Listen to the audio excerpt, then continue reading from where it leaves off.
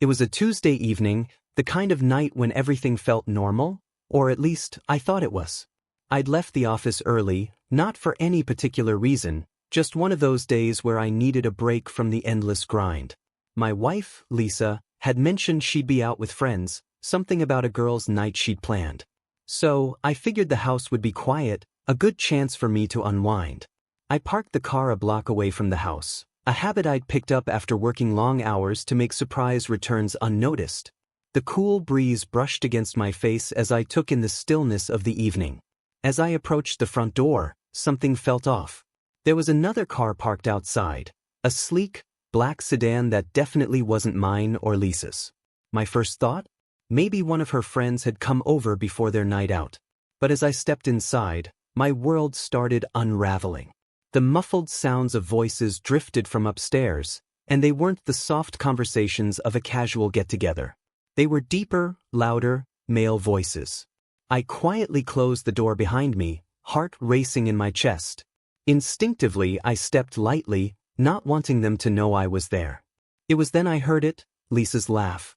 A laugh that I knew so well, yet this time, it carried a note I had never heard before, one that felt sinister, almost taunting. I crept closer, each step heavier than the last as the voices became clearer. My mind raced with excuses. Maybe it was just some of her coworkers, maybe a neighbor had stopped by. But then I heard it. One of the men said, "You're sure he's not home, right?" My stomach twisted, bile rising in my throat. I was standing just outside our bedroom now, the door slightly ajar. Through the small crack I could see them. 3 men, strangers to me, all standing in the room with my wife, who looked too comfortable, too familiar with them. They were laughing, teasing each other, while Lisa sat perched on the edge of the bed, dressed provocatively in something she'd never worn for me. My chest tightened as I realized what was happening. I stumbled back, overwhelmed. I wanted to confront her, but something held me back. Maybe it was fear, maybe it was disbelief, but instead of bursting in, I backed away, almost losing my balance. My mind screamed at me to leave, but my feet dragged me toward the living room. I needed time to process, to think. That's when I heard Lisa's voice again, but this time it was directed at me. "Get in here, babe. No use hiding now." I froze. My blood ran cold as all 3 men stepped into the hallway. They were huge, muscular, intimidating, and each one had a dangerous glint in his eye. I had been found, and whatever was about to happen next wasn't going to be good. Lisa followed them, her face wearing an expression of amused cruelty. "Did you really think you could sneak around in your own house without us noticing?" she sneered. "You might as well join the party." I tried to speak, but my voice caught in my throat. My hands trembled as I faced them, trying to comprehend how my wife, my Lisa, had orchestrated something like this. What was going on? What had I done to deserve this? Without warning, one of the men grabbed me by the collar and dragged me into the living room, throwing me onto the floor like I was nothing. I scrambled to get up, but another pushed me down again, his boot planted firmly on my chest. Panic surged through me, and I struggled to breathe. Please, just stop," I begged, but my voice sounded weak, pathetic even to my own ears. They didn't stop. They laughed. Lisa, standing there with her arms crossed, watched with cold detachment. It was like she wasn't even the woman I'd married anymore. She had transformed into someone I didn't recognize, someone cruel and heartless. One of the men pulled out his phone, and I heard the unmistakable sound of the camera clicking on. "Let's make sure we get this on video," he said with a grin, holding the phone up to capture the scene. I felt my dignity and humanity slipping away as they began recording everything, Lisa smirking in the background as the men humiliated me, taunting me with their words, their laughter, and their fists. My body ached from their blows, but it was nothing compared to the pain that was growing in my chest, the pain of betrayal, of utter devastation. And then, as if this night couldn't get any worse, they began going through my pockets, searching for my wallet, my keys, anything of value. They took everything I had. When they finally finished, Lisa stepped forward. "This is what happens when you can't satisfy me," she hissed. "Now, I've found real men, and we're leaving. You can have this empty house, your empty life." I watched in stunned silence as she gathered her things, smirking at the mess she had created. They walked out together, leaving me lying on the floor, bruised and broken in more ways than one. My mind raced with questions, confusion and rage, but most of all, I felt an emptiness that gnawed at my soul. Everything I had built, everything I had loved, was gone. As the sound of the door closing echoed through the house, I lay there, staring up at the ceiling, vowing that this wasn't over. This was just the beginning. I lay on the floor for what felt like hours, my body aching and my mind struggling to catch up with what had just happened. The house was eerily quiet now, the kind of silence that presses down on you, suffocating you. Lisa was gone. My wife, my partner of 10 years, had walked out with 3 men who had just beaten me senseless. It felt like a nightmare, but the pain in my ribs told me it was all too real. My thoughts swirled, but one kept rising above the others. Why? Why had Lisa done this? How long had this been going on? Had I missed the signs? Our marriage wasn't perfect, but I never imagined it was this broken. And why these men? My mind raced through the past few months, trying to piece together the puzzle. Lisa had been distant, sure, but I thought it was just stress from work. She'd mentioned some late nights with friends, but I didn't pry. Maybe I should have.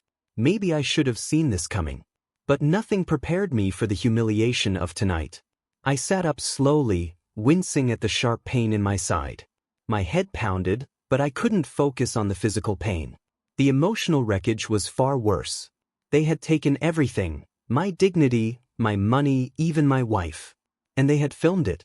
The thought of that video surfacing online made me want to scream, but I swallowed it down. Screaming wouldn't fix this. Revenge.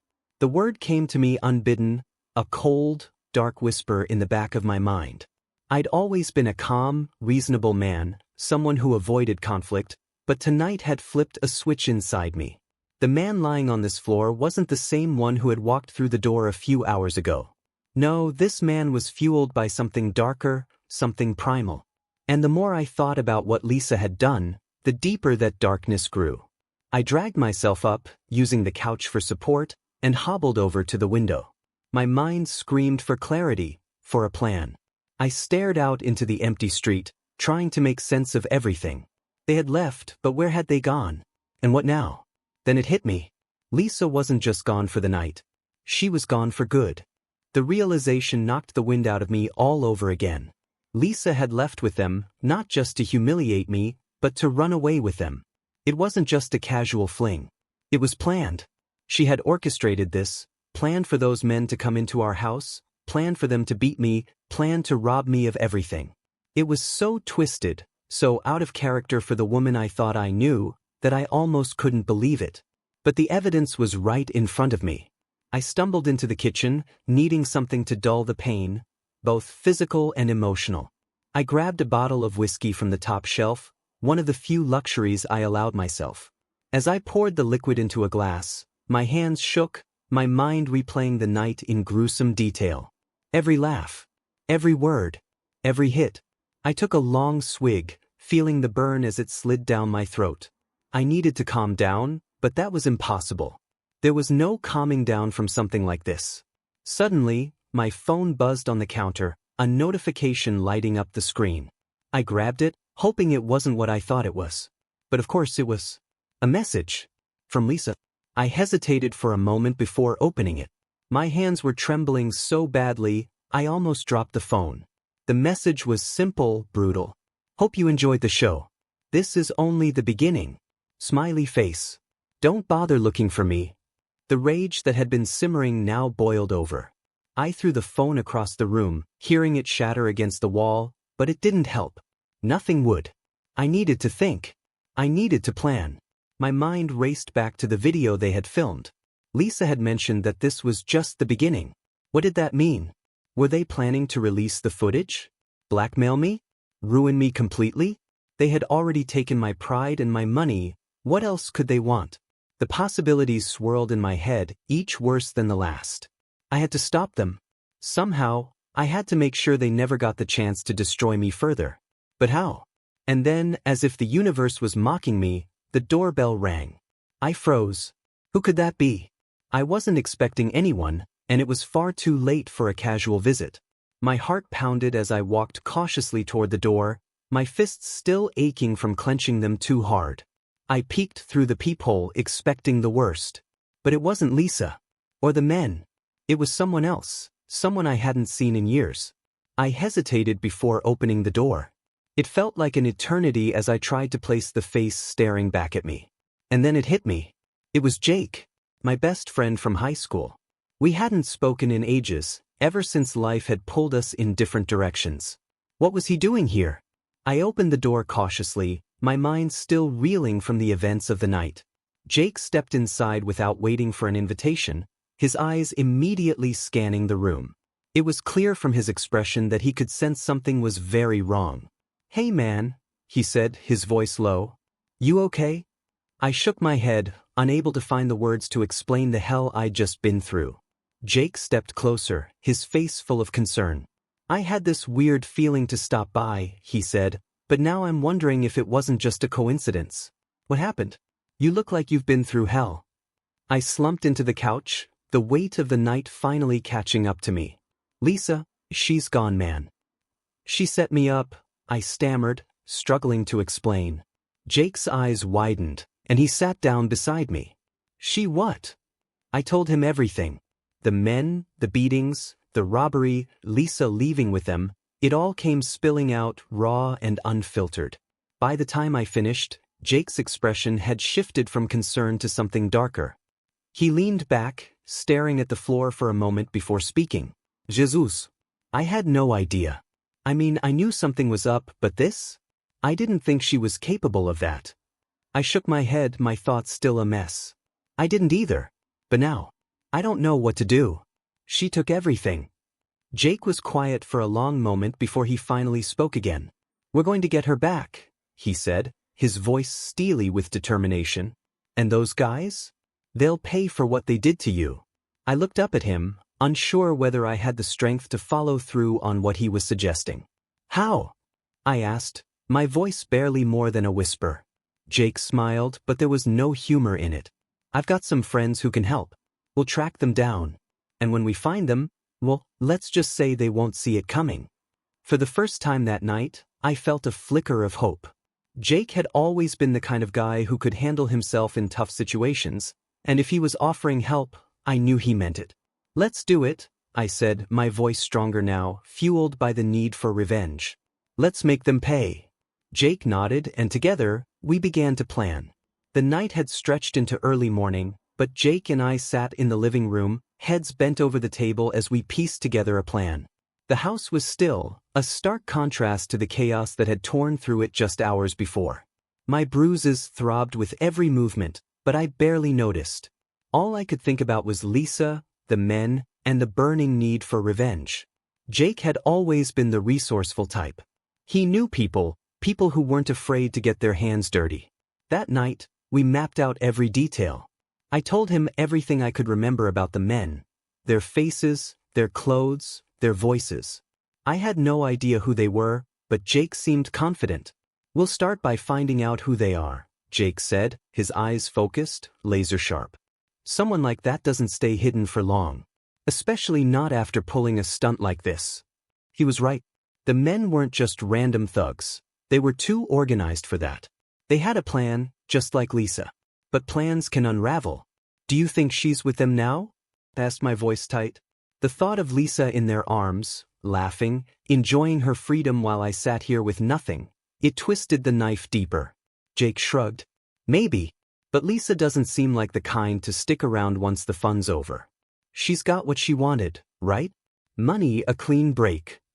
I felt a surge of anger, but Jake quickly pulled me back. "Hey, don't let it eat you up. We're going to find her. But first, we need to track down those guys. Once we have them, she'll be easy to get to." I nodded, knowing he was right. As much as I wanted to run after her right now, there was a bigger picture to consider. Lisa wasn't the only one who had to pay. Those men, those animals who'd humiliated me, they needed to suffer too. And suffer they would. The first break came 3 days later. Jake had made a few calls, pulled in some favors. He had contacts in the city, people who dealt in information, the kind of people you don't find in the phone book. It didn't take long before he had a name. Just one, but it was a start. DeAndre Milton, Jake said, sliding a piece of paper across the table. One of the guys from that night. Not exactly a low-profile kind of guy. He's got a record. I stared at the name, my mind racing. DeAndre Milton. One of the men who had torn my life apart. He's been in and out of prison for years, Jake continued. Robbery, assault, all the usual stuff. And get this, he was released just 3 months ago. 3 months. I repeated, my voice hollow. Right around when Lisa started acting strange. Jake nodded. Makes sense, right? She found him. Maybe through some mutual friend or, hell, maybe it was random. But the timing fits. The realization that Lisa had been planning this for months hit me like a punch to the gut. How long had she been lying to me? How many nights had I sat in this house, thinking everything was fine, while she was plotting with men like DeAndre? I gritted my teeth. Where is he now? Jake smiled grimly. That's where it gets interesting. He's laying low, but not low enough. My guy says he's been seen at this rundown bar on the west side, a place called The Drift. He paused, eyes locked with mine. You ready for this? I wasn't ready. I didn't know if I ever would be. But none of that mattered.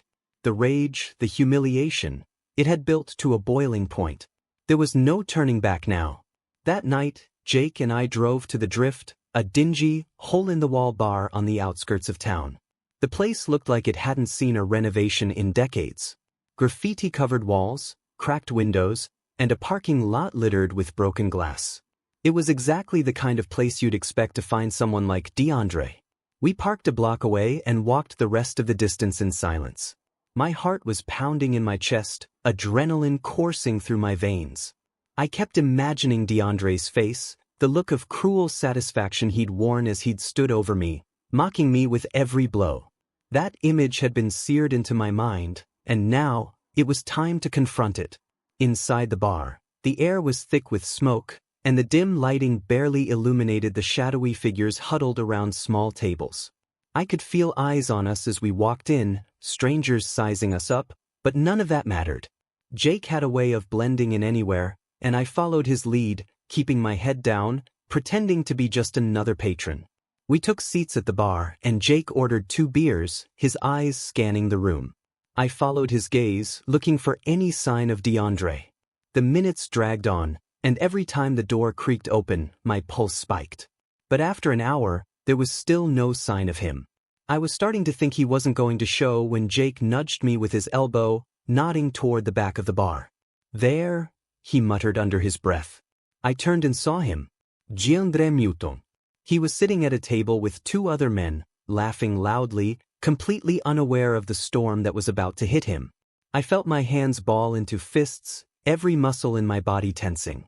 This was the man who had destroyed my life, and now, he was here, laughing as if nothing had happened. Jake leaned in close. Remember, we're not here to start a brawl. We need information. We need to know where Lisa is, and we need to know who the others are. I nodded, trying to calm the rage that was threatening to explode out of me. Jake was right. As much as I wanted to tear DeAndre apart, this wasn't the time. We needed to play it smart. Jake stood up and casually made his way over to DeAndre's table, leaving me at the bar. I watched as he struck up a conversation, his voice low, his body language relaxed. It was amazing how easily he could blend in, how effortlessly he could play the part. But then, something shifted. DeAndre's face darkened, his smile fading as he glared at Jake. I couldn't hear what they were saying, but it was clear things weren't going as smoothly as we'd hoped. I saw DeAndre stand up, his large frame towering over Jake. One of his friends joined him, and I could tell a fight was about to break out. I pushed back my chair, ready to step in, but Jake gave me a quick shake of his head. This wasn't the plan. But it didn't matter anymore. DeAndre shoved Jake hard, sending him stumbling back. My blood boiled, and I was on my feet before I knew it, charging toward them. Everything after that was a blur. Fists flying, tables overturned, bottles smashing. I didn't care anymore. All I could see was DeAndre, all I could feel was the raw, unfiltered need to make him pay. By the time it was over, the bar was in shambles. DeAndre lay on the ground, blood trickling from a cut above his eye. I stood over him, panting, my knuckles raw and bruised. Jake was beside me, one arm hanging limp at his side, but he was smiling. "Looks like we're not going to get much out of him tonight," Jake muttered, wiping the blood from his lip. But I wasn't done. I grabbed DeAndre by the collar, lifting him off the ground. His eyes fluttered open and he groaned in pain, but I didn't care. "Where's Lisa?" I growled, my voice low and dangerous. "Where is she?" DeAndre smirked, even through the pain. "You'll never find her," he spat. "She's already gone." I pulled him closer, my fist raised, ready to end it, but Jake grabbed my arm. "Not here," he whispered. "We need him alive." I dropped DeAndre, letting him fall to the floor with a thud. My mind was racing, my heart pounding. He might have been lying, or he might have been telling the truth. Either way, I knew one thing for sure. This was far from over. DeAndre's words echoed in my mind as we drove away from the bar. "She's already gone." His smirk, even through the pain, haunted me. Could it be true? Was Lisa really gone for good, or was this another twisted game she was playing? My hands clenched the steering wheel tighter, knuckles white as I tried to control the storm of emotions that threatened to consume me. Jake sat beside me, silent but alert, his own face bruised from the fight. He glanced over at me occasionally, but neither of us spoke. We didn't need to. The plan had been simple: get information, find Lisa. But now, things felt even more chaotic than before. DeAndre was alive, but barely. We'd gotten nothing from him except that cryptic statement about Lisa's disappearance. But I didn't believe him. I couldn't. We drove in silence for what felt like an eternity until Jake finally spoke, breaking the heavy tension in the car. "He's lying," he said, his voice low. "Lisa's not gone. She's hiding, yeah, but not gone. She wouldn't disappear completely, not after setting this all up." I nodded. Deep down, I knew Jake was right. Lisa was too smart, too manipulative to vanish without a trace. She'd put too much effort into destroying my life for it to end so abruptly. She wanted me to suffer, and for her, that wasn't over yet. "She's close," I muttered, my voice tinged with bitterness. "She's still playing her games." Jake stared out the window, his jaw clenched. "We'll find her. We just need to figure out the next move." Back at my house, everything felt cold, sterile, like a place I didn't recognize anymore. The spot where I'd been beaten still felt like a crime scene, and the silence in the house only made the emptiness worse. It was almost midnight, but sleep was the last thing on my mind. We needed to act fast. I sat at the kitchen table, a glass of whiskey in front of me, and stared at my phone. My replacement after the first one had been shattered in anger.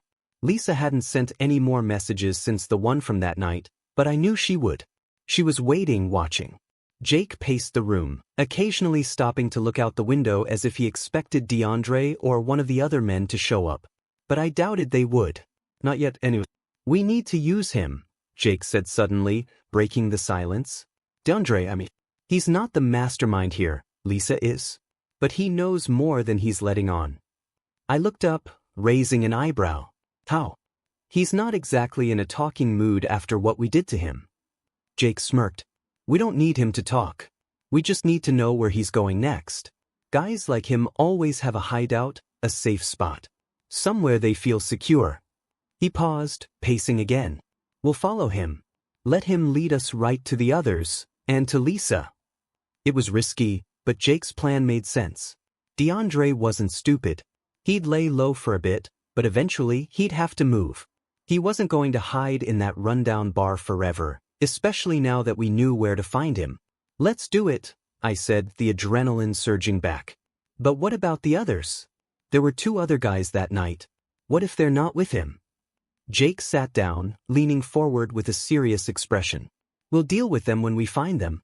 Right now, we focus on DeAndre. He'll lead us to the rest of them, including Lisa." I nodded, but a part of me still felt uneasy. The thought of confronting Lisa again, seeing her face after what she'd done, made my stomach churn.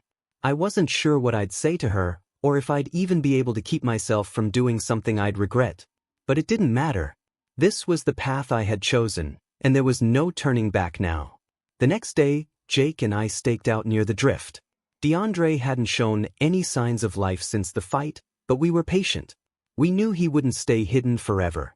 It was just a matter of time before he crawled out from whatever hole he was hiding in. Sure enough, around noon, DeAndre finally emerged from the bar, looking worse for wear. He limped across the parking lot to a beat-up car and climbed in, glancing over his shoulder nervously as if he knew someone was watching. Jake nudged me, and we followed at a safe distance, our car blending in with the midday traffic.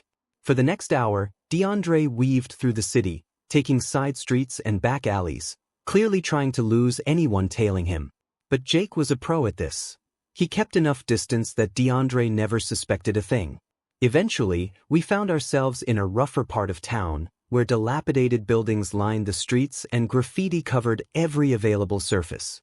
DeAndre pulled into the parking lot of an old, abandoned warehouse and got out, his eyes scanning the area as he made his way inside. "This is it," Jake said, parking a few blocks away. "He's meeting someone here. Maybe the others. Maybe Lisa." I swallowed hard, my heart racing. This was the moment I had been waiting for, but now that it was here, I felt a cold dread creeping over me. What if Lisa wasn't here? What if this was all for nothing? "Stay focused," Jake said, reading my thoughts. "We'll figure it out once we're inside." We moved quickly but cautiously, making our way toward the warehouse. The place was a wreck, broken windows, rusted metal, the faint smell of rot hanging in the air. It was the kind of place where no one would look twice if something went wrong. Jake peered through one of the cracked windows, then motioned for me to follow. Inside, we could see DeAndre talking to two men, one of them familiar. One of the men from that night. "Got you," I whispered under my breath, feeling the anger surge again. But there was no sign of Lisa. Jake and I crouched down behind a stack of old pallets, watching the scene unfold. DeAndre was agitated, pacing back and forth while the other two men stood still, their arms crossed, watching him closely. I couldn't hear everything they were saying, but I caught enough. "He's going to come after us, man," DeAndre muttered, his voice shaky. "I don't care what Lisa says. That guy isn't just gonna let this slide." The other man, taller and more imposing, stepped forward.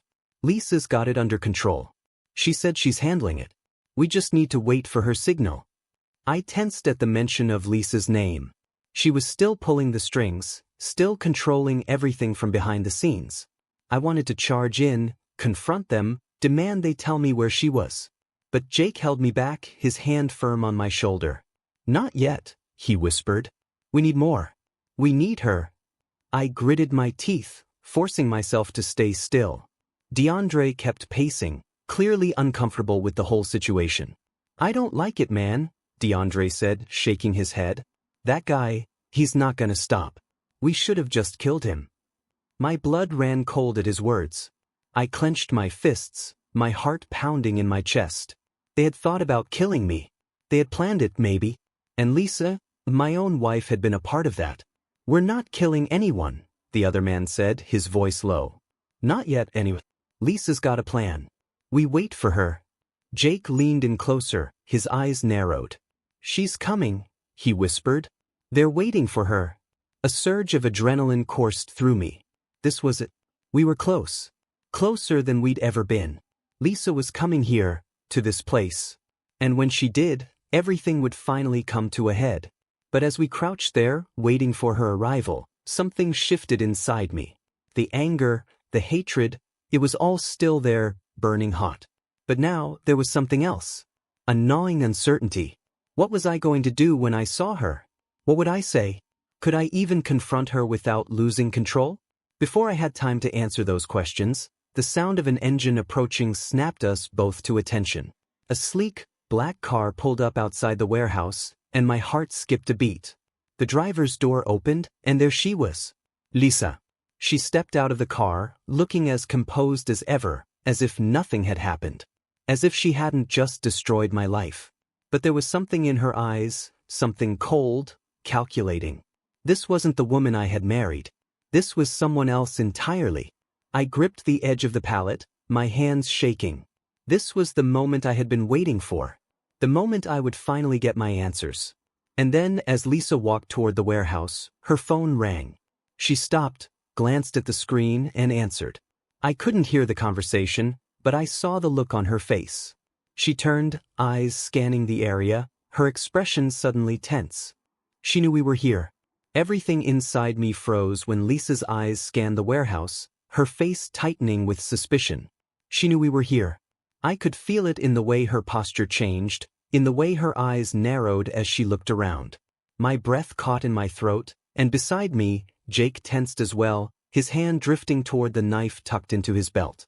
"Stay down," Jake whispered, his voice barely audible over the pounding in my ears. "We can't rush this." But I wasn't sure I could wait anymore. The sight of her, so close after everything she had done, ignited something raw inside me. She looked completely unbothered, as if none of this had mattered, as if destroying my life had been a casual decision. I wanted to confront her, to demand answers, to make her feel even a fraction of the pain she had put me through. But Jake was right. Rushing in now would ruin everything. Lisa wasn't alone. DeAndre and the other two men were still inside, and they were dangerous. As much as I wanted to act on impulse, we needed to play it smart. We watched as Lisa paced outside, talking quickly into her phone. I couldn't hear what she was saying, but it didn't matter. She was agitated, her cool demeanor slipping just enough for me to see that she wasn't entirely in control of this situation.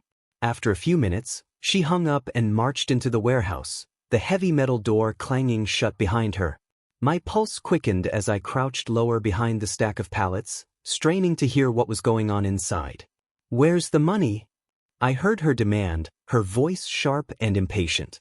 DeAndre, sounding annoyed, replied, "Relax, we've got it. But we've got bigger problems." "What problems?" she snapped. "That guy, your husband," DeAndre spat. "He's not backing down. I don't care how much control you think you've got, he's coming for us." "He's coming for you." Lisa let out a harsh laugh, a sound that sent a chill through me. "I know exactly what he's doing," she said. "He's weak, DeAndre. He's not a threat. He's pathetic." I gritted my teeth, my hands balling into fists. I wanted to burst in right then, to show her how wrong she was, but I held back. She hadn't seen me yet, hadn't realized how close I was. If I was going to do this, it had to be on my terms. Jake glanced over at me, his eyes questioning. "What's the move?" he whispered, barely moving his lips. I took a deep breath, trying to steady the whirlwind of emotions raging inside me. I couldn't wait anymore. It was time. "Now," I whispered back, my voice cold and steady. "We do it now." We crept around the side of the warehouse, moving as silently as possible toward the door Lisa had entered through. My heart pounded in my chest, every muscle in my body tensed and ready. Jake moved ahead, pushing the door open just a crack, peering inside before nodding at me. I followed him in, staying low behind the scattered debris and old machinery that cluttered the large, open space. The air was thick with the smell of rust and decay, and the only light came from a few dim bulbs hanging overhead, casting long shadows across the floor. Lisa stood in the middle of the room, facing DeAndre and the other men, her back to us. She was in full control, barking orders, telling them what to do next, how they were going to disappear with the money and leave me in the dust.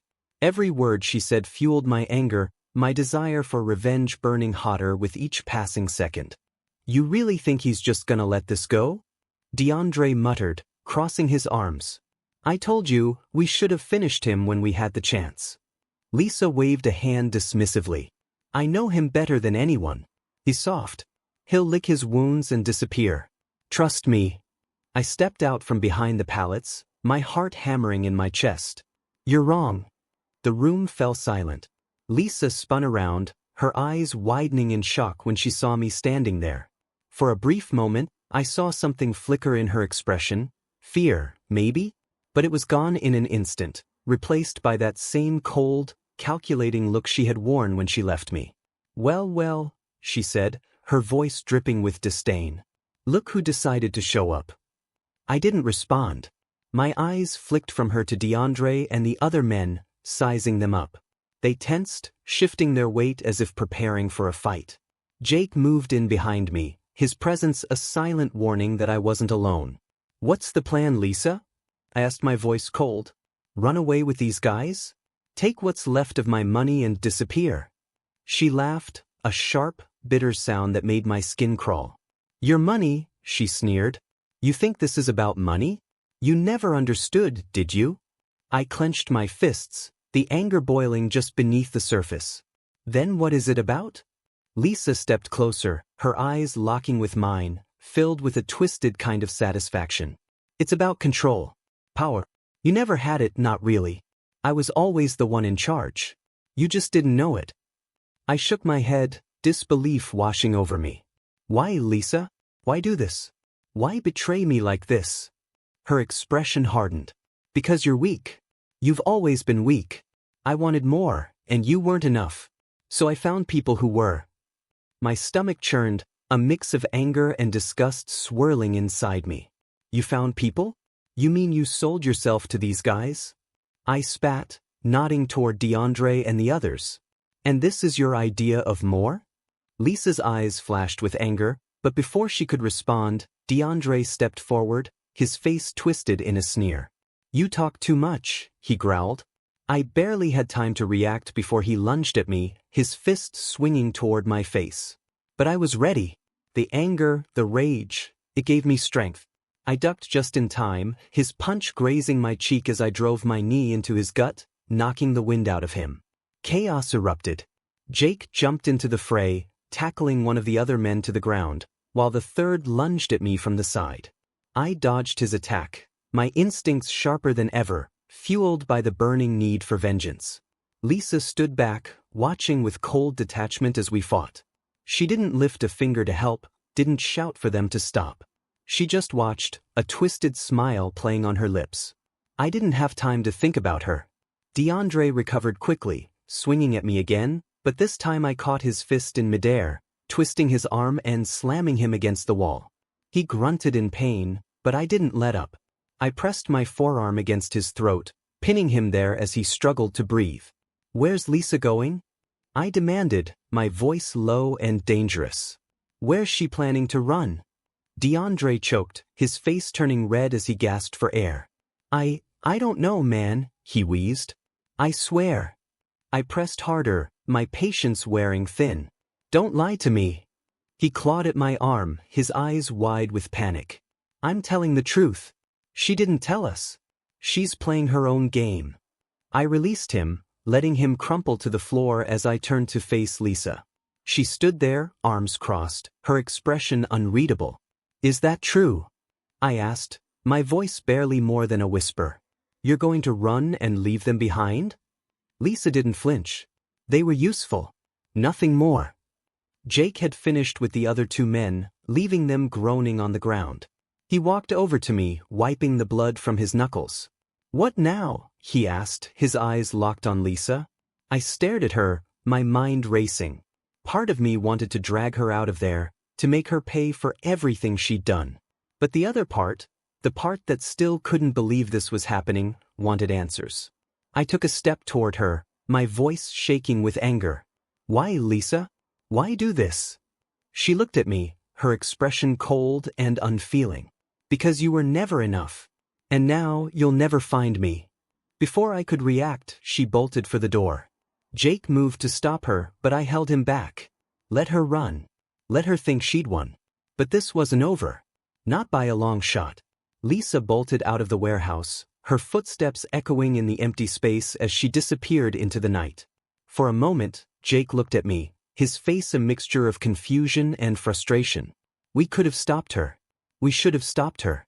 But something inside me told me that this was the right move, that letting her go now didn't mean letting her win. She's going to slip away, Jake muttered, shaking his head. Are you sure about this? I clenched my fists, my pulse racing. She's not going far, I said, my voice steady despite the storm brewing inside me. Lisa thinks she's in control, but she's been playing this game too long. She's going to make a mistake, and when she does, we'll be ready. Jake nodded, trusting me. We didn't need to chase her down like wild animals. That's what she expected. Lisa wanted us to come after her in a blind rage. But that wasn't how this was going to end. I was going to be smarter than that. She would lead me to her final move, and when she did, I'd be waiting.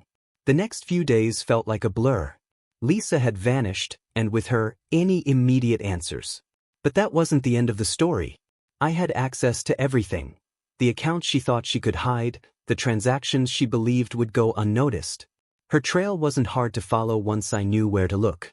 She had been withdrawing money in small amounts, moving it around, preparing for her escape. But what Lisa didn't realize was that I had frozen most of our joint accounts before she had a chance to drain them. Her lifeline was drying up, and soon she would have no choice but to surface. Jake and I kept a close watch on everything, waiting for her to slip. DeAndre and his crew had been dealt with. After the beating at the warehouse, they weren't much of a threat. DeAndre had slithered off, licking his wounds, and the others weren't going to come after me without him leading the charge. Besides, they knew Lisa was using them just as much as she had used me. But it wasn't the men I was after. It was her. Lisa. I stayed patient, biding my time, waiting for the moment when she would show her hand. I didn't have to wait long. It happened one night, about a week after the warehouse confrontation. I was sitting at the kitchen table, staring at the pile of documents Jake had helped me gather, bank statements, phone records, everything we could piece together about her plan. I could feel it. She was getting desperate. And desperate people make mistakes. The phone buzzed on the table, pulling me from my thoughts. I picked it up, glancing at the screen. It was a notification from one of the bank alerts I had set up, an unusual transaction on one of the accounts Lisa hadn't been able to drain completely. She had made a move. I felt a surge of adrenaline as I opened the alert, scanning the details. A hotel. Just outside the city. She had used her card to check in, probably not realizing that it was still being tracked. My heart raced as I stood up, grabbing my keys. This was it. The moment I had been waiting for. Jake appeared in the doorway, sensing the shift in my energy. "What's up?" "She's at a hotel," I said, my voice low and determined. "She thinks she's safe. But this is it. We end it tonight." Jake nodded, grabbing his jacket. "Let's go." We arrived at the hotel just after midnight. The place was a cheap, rundown motel, the kind of place where people went to disappear. The neon sign flickered in the darkness, casting an eerie glow over the parking lot. My stomach churned as I thought about what I was about to do. This wasn't just about finding Lisa anymore. This was about confronting the truth, the ugly, twisted truth that had been hiding beneath the surface of our marriage for years. I parked the car and Jake and I stepped out, the cool night air biting at my skin. The front desk clerk barely glanced at us as we walked in. Jake had already pulled up the room number from the transaction, so we didn't waste any time. We climbed the stairs in silence, my heart pounding louder with each step. Room 214. I stopped in front of the door, my hand hovering over the knob. For a moment, I hesitated, the weight of what was about to happen pressing down on me. This was it. The end. Once I opened that door, there was no going back. Jake stood beside me, his hand resting on my shoulder. "You ready?" I nodded, taking a deep breath. "Yeah. Let's finish this." I twisted the knob, and the door creaked open. The room was dark, the faint glow of a streetlight outside casting long shadows across the floor. At first, I thought the room was empty. But then in the corner, I saw her. Lisa. She was sitting on the edge of the bed, staring out the window, her back to us. She hadn't even noticed we were there. For a moment, I just stood there, watching her, trying to reconcile the woman I had loved for so many years with the one sitting in front of me now. How had it come to this? How had everything gone so wrong? Lisa finally turned, her eyes widening in shock when she saw me standing in the doorway. For a brief moment, she looked vulnerable, caught off guard. But then, just as quickly, her expression hardened. "So, you found me," she said, her voice cold and detached. I stepped into the room, Jake behind me. "You didn't make it hard." She shrugged as if none of this mattered. "What now? You come here to get some kind of revenge." I stared at her, my heart pounding. "I came here to understand. I want to know why, Lisa, why you did this. Why you threw everything away." She laughed, but it was a hollow sound, empty of any real emotion. "You still don't get it, do you? This was never about you. It was about me. I wanted out. And you were too blind to see it." My hands clenched into fists at my sides. "So, you ruined my life?" You humiliated me, set me up, and left with those men? You call that wanting out? She stood up, her eyes flashing with anger. I needed more than you could give me. I needed freedom. Power. You were just in the way. I took a step closer, my voice rising. Freedom? Is that what you call this? Running away to a cheap motel, hiding like a coward. Lisa's face twisted with fury. I'm not hiding, she spat. I'm done with you. I'm done with this life. You can't control me anymore. My heart pounded in my chest, a mixture of anger and sorrow tearing at me. The woman I had loved for so many years, the woman I thought I knew, had become a stranger, someone cruel and heartless. And what now? I asked, my voice barely above a whisper. You think you're just going to walk away from this? From everything? Lisa stared at me, her eyes cold. I already have. And that was it. The final blow. The last shred of hope I had held on to, the hope that there was some part of her that still cared, still regretted what she had done, it was gone. I stood there, staring at her, the anger boiling inside me, the pain searing through my chest. And then, something inside me snapped. No, I said, my voice firm and steady. You don't get to walk away. Before she could react, Jake stepped forward, pulling out his phone. We've got everything, he said, his voice calm but dangerous. The accounts, the transactions, the video. You think you're going to disappear? Think again. Lisa's eyes widened, her bravado crumbling as the realization sank in. What are you talking about? I stepped closer, my voice cold as ice. We've been tracking you, Lisa. Every step of the way. You won't just disappear into the night. You're going to pay for what you did. Her eyes darted between me and Jake, panic setting in. You can't do this. I smiled, a bitter, joyless smile. I already have. 2 days later, Lisa was arrested. The evidence Jake and I had gathered was enough to bury her. Fraud, conspiracy, theft. It didn't matter.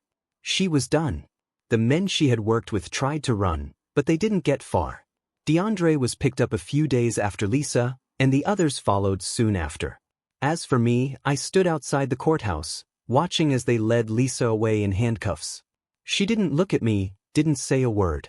But I didn't need her to. The sight of her being taken away was enough. It was over. But the pain, the betrayal, it would never fully go away. I knew that. Lisa had destroyed something in me, something that could never be repaired. But at least now, I could move forward. I could rebuild. I could finally begin again.